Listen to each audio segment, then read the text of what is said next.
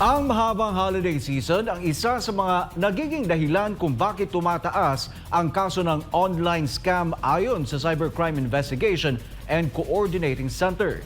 Narito ang balita ni Carla Abellana.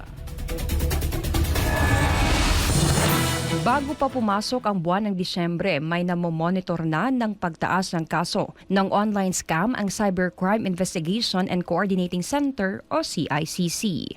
Ang dahilan nito ayon kay CICC Executive Director Undersecretary Alexander Ramos, ang mahabang pagdiriwang ng holiday season. Pagpasok pa lang kasi ng Burr months, dama na sa Pilipinas ang Christmas season at mas dumadami ang nais kumita kahit papaano.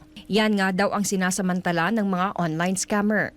As early as October na pursina namin na yung cycle ng mga scammers ay nag-i-increase towards the long holidays natin, no? Lalo-lalo sa Pilipinas, napakahaba ng Pasko natin. October, November, December, minsan maabot pa hanggang February. So, talagang mataas ang exposure ng ating mga kababayan at mataas ang sirkulasyon ng pera. At ito'y tinitake advantage ng ating mga nakamaskarang mga scammer.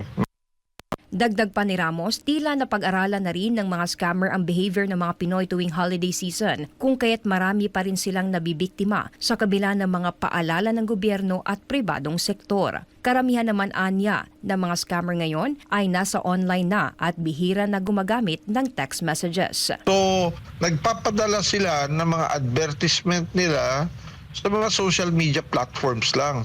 At tulad yan, ang hirap tukuyin dahil ang tagal sumagot dito. Tulad yan, sila Meta, no?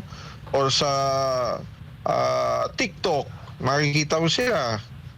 At iba pang social media platforms. Talagang napaka-unregulated at mahirap hanapin kung sakaling may problema.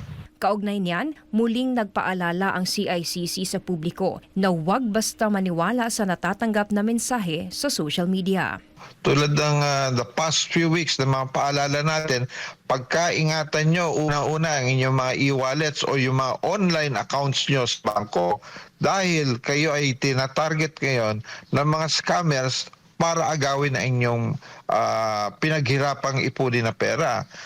Kung kayo ay makakatanggap ng text o tawag, sasabihin ko ng text kasi nagmamasquerade as text itong mga nakakainganyong mga patibong na quick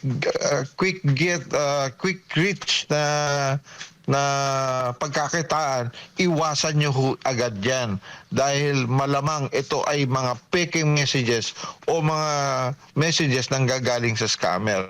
Kasi Para sa Diyos at Pilipinas kong mahal, Carla Abellana, SMNI News.